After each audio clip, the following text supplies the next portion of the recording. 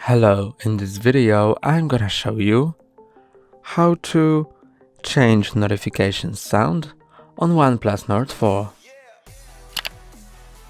Go to Settings, then Sounds and Vibration.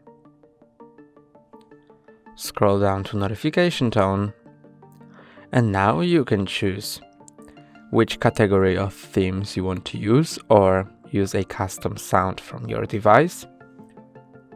When you've chosen the category, click on it, and now choose a sound.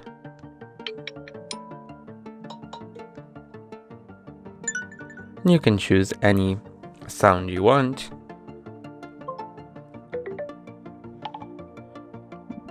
And when you've chosen your favorite one, just click on it, then go back.